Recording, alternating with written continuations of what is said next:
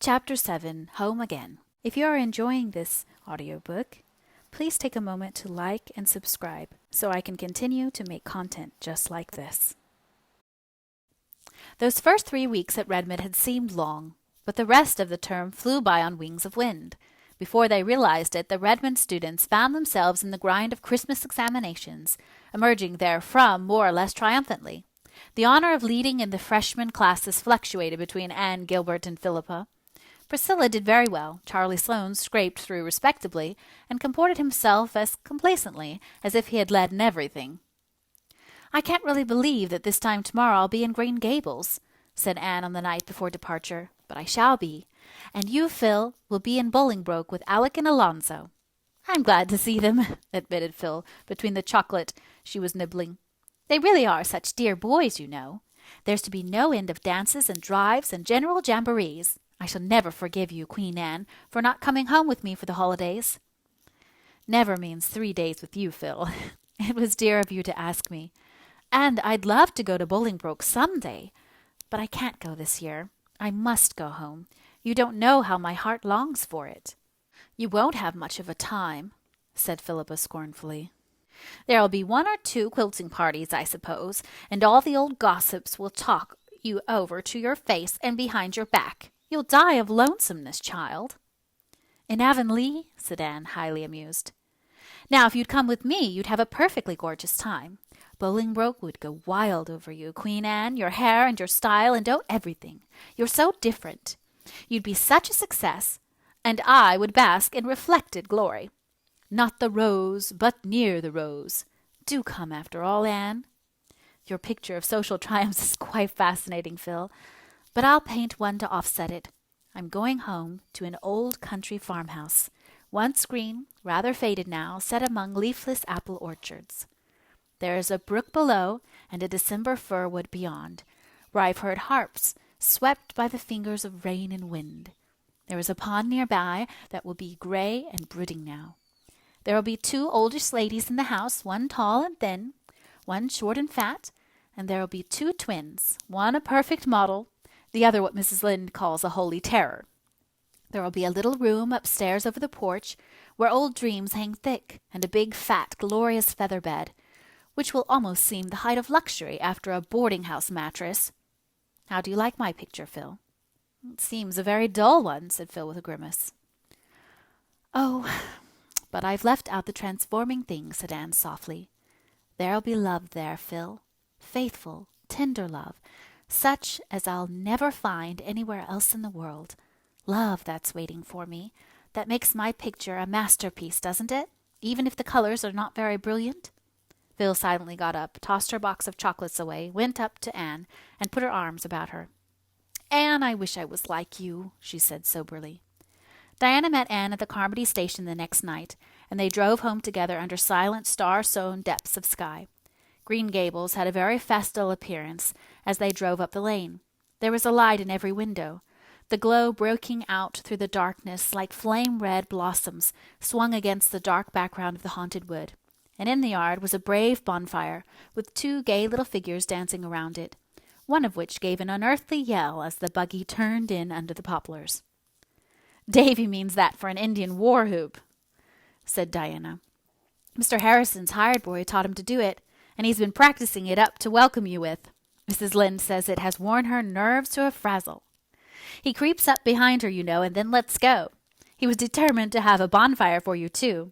He's been piling up branches for a fortnight and pestering Marilla to let pour some kerosene oil over it before setting it on fire. I guess she did by the smell, though Mrs. Lynde said up to the last that Davy would blow himself and everyone else up if he was let." Anne was out of the buggy by this time, and Davy was rapturously hugging her knees, while even Dora was clinging to her hand. "Isn't that a bully bonfire, Anne? Just let me show you how to poke it. See the sparks? I did it for you, Anne, 'cause I was so glad you were coming home." The kitchen door opened and Marilla's spare form darkened against the inner light. She preferred to meet Anne in the shadows, for she was horribly afraid that she was going to cry with joy. She, stern, repressed Marilla, who thought all display of deep emotion unseemly. Mrs. Lynde was behind her, sonsy, kindly, matronly as of yore. The love that Anne had told Phil was waiting for her surrounded her and enfolded her with its blessing and its sweetness. Nothing, after all, could compare with old ties, old friends, and old Green Gables. How starry Anne's eyes were as they sat down to their loaded supper table, how pink her cheeks, how silver clear her laughter, and Diana was going to stay all night too. How like the dear old times it was, and the rosebud tea set graced the table. With Marilla the force of nature could no further go. "I suppose you and Diana will now proceed to talk all night," said Marilla sarcastically as the girls went upstairs. Marilla was always sarcastic after any self-betrayal. "Yes," agreed Anne gaily, "but I'm going to put Davy to bed first. He insists on that." "You bet," said Davy as they went along the hall. "I want somebody to say my prayers to again. It's no fun saying them alone." "You don't say them alone, Davy. God is always with you to hear you." "Well, I can't see him," objected Davy. "I want to pray to somebody I can see, but I won't say them to Mrs. Lynde or Marilla, there now." Nevertheless, when Davy was garbed in his gray flannel nightie, he did not seem in a hurry to begin. He stood before Anne, shuffling one bare foot over the other, and looked undecided. "Come, dear, kneel down," said Anne. Davy came and buried his head in Anne's lap, but he did not kneel down. "Anne," he said in a muffled voice, "I don't feel like praying after all. I haven't felt like it for a week now. I didn't pray last night nor the night before." "Why not, Davy?" asked Anne gently. You won't be mad if I tell you?" implored Davy. Anne lifted the little gray flannelled body on her knee and cuddled his head on her arm. "Do I ever get mad when you tell me things, Davy?" "No, you never do. But you get sorry, and that's worse. You'll be awful sorry when I tell you this, Anne, and you'll be shamed of me, I s'pose." "Have you done something naughty, Davy? And is that why you can't say your prayers?" "No, I haven't done anything naughty yet, but I want to do it." "What is it, Davy?" I want to say a bad word, Anne," blurted out Davy with a desperate effort. "I heard Mr. Harrison's hired boy say it one day last week, and ever since I've been wanting to say it all the time, even when I'm saying my prayers." "Say it then, Davy." Davy lifted his flushed face in amazement. "But, Anne, it's an awful bad word." "Say it." Davy gave her another incredulous look. Then in a low voice he said the dreadful word. The next minute his face was burrowing against hers. "Oh, Anne, I'll never say it again. Never. I'll never want to say it again. I knew it was bad, but I didn't suppose it was I didn't suppose it was like that." "No, I don't think you'll ever want to say it again, Davy. Or think it either. And I wouldn't go about much with Mr. Harrison's hired boy if I were you." "He can make bully war whoops," said Davy a little regretfully. "But you don't want your mind filled with bad words, do you, Davy? Words that will poison it and drive out all that is good and manly?" "No," said Davy, owl-eyed with introspection. "Then don't go with these people who use them. And now do you feel as if you could say your prayers, Davy?" "Oh, yes," said Davy eagerly, wriggling down on his knees. "I can say them now all right. I ain't scared now to say, if I should die before I wake, like I was when I was wanting to say that word." Probably Anne and Diana did empty out their souls to each other that night, but no record of their confidences has been preserved. They both looked as fresh and bright-eyed at breakfast as only youth can look after unlawful hours of revelry and confession. There had been no snow up to this time, but as Diana crossed the old log bridge on her homeward way, the white flakes were beginning to flutter down over the fields and woods, russet and gray in their dreamless sleep. Soon the faraway slopes and hills were dim and wraith-like through their gauzy scarfing, as if pale autumn had flung in a misty bridal veil over her hair and was waiting for her wintry bridegroom. So they had a white Christmas after all, and a very pleasant day it was. In the forenoon letters and gifts came from Miss Lavendar and Paul. Anne opened them in the cheerful Green Gables kitchen, which was filled with what Davy, sniffing in ecstasy, called pretty smells. "Miss Lavendar and Mr. Irving are settled in their new home now," reported Anne. "I am sure Miss Lavendar is perfectly happy. I know it by the general tone of her letter. But there's a note from Charlotta the Fourth. She doesn't like Boston at all, and she is fearfully homesick. Miss Lavendar wants me to go through to Echo Lodge some day while I am home and light a fire to air it, and see that the cushions aren't getting moldy. I think I'll get Diana to go over with me next week, and we can spend the evening with Theodora Dix.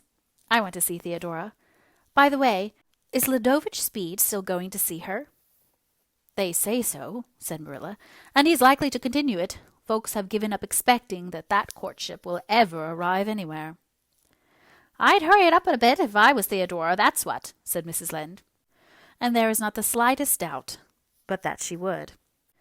There was also a characteristic scrawl from Philippa, full of Alec and Alonzo, what they said and what they did and how they looked when they saw her.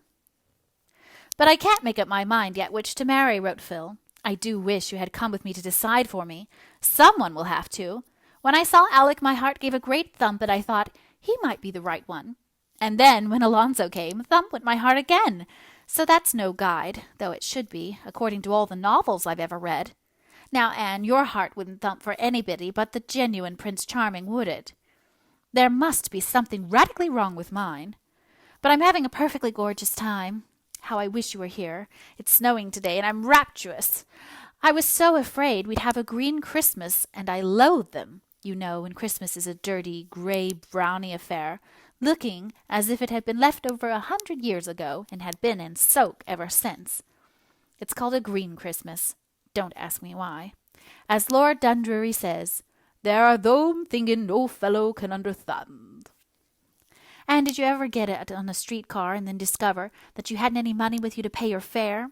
I did the other day. It's quite awful. I had a nickel with me when I got on the car. I thought it was in the left pocket of my coat. When I got settled down comfortably, I felt for it. It wasn't there. I had a cold chill. I felt in the other pocket. Not there. I had another chill. Then I felt in a little inside pocket. All in vain. I had 2 chills at once. I took off my gloves, laid them on the seat, and went over all my pockets again. It was not there. I stood up and shook myself, and then looked on the floor. The car was full of people who were going home from the opera, and they all stared at me, and I was past caring for a little thing like that. But I could not find my fare. I concluded I must have put it in my mouth and swallowed it inadvertently. I didn't know what to do. Would the conductor, I wondered, stop the car and put me off in ignominy and shame? Was it possible that I could convince him that I was merely the victim of my own absent-mindedness, and not an unprincipled creature trying to obtain a ride upon false pretenses? How I wished that Alec or Alonzo were there. But they weren't, because I wanted them. If I hadn't wanted them, they would have been there by the dozen. And I couldn't decide what to say to the conductor when he came around. As soon as I got one sentence of explanation mapped out in my mind, I felt nobody would believe it, and I must compose another. It seemed there was nothing to do but trust in Providence, and for all the comfort that gave me, as I might as well have been an old lady, who, told by the captain during a storm that she must put her trust in the Almighty, exclaimed, "Oh, Captain, is it as bad as that?" Just at the conventional moment, when all hope had fled, and the conductor was holding out his box to the passenger next to me, I suddenly remembered where I had put that wretched coin of the realm. I hadn't swallowed it after all. I meekly fished it out of the index finger of my glove, and poked it in the box. I smiled at everybody and felt that it was a beautiful world. The visit to Echo Lodge was not the least pleasant of many pleasant holiday outings. Anne and Diana went back to it by the old way of the beech woods, carrying a lunch basket with them. Echo Lodge, which had been closed up ever since Miss Lavendar's wedding, was briefly thrown open to wind and sunshine once more, and firelight glimmered again in the little rooms. The perfume of Miss Lavendar's rose ball still filled the air. It was hardly possible to believe that Miss Lavendar would not come tripping in presently, with her brown eyes a-star with welcome, and that Charlotta the Fourth, blue of bow and wide of smile, would not pop through the door. Paul, too, seemed hovering around with his fairy fancies. "It really makes me feel a little bit like a ghost revisiting the old-time glimpses of the moon," laughed Anne. "Let's go out and see if the Echoes are at home. Bring the old horn. It is still behind the kitchen door." The Echoes were at home, over the white river, as silver-clear and multitudinous as ever. And when they had ceased to answer, the girls locked up Echo Lodge again, and went away in the perfect half-hour that follows the rose and saffron of a winter sunset.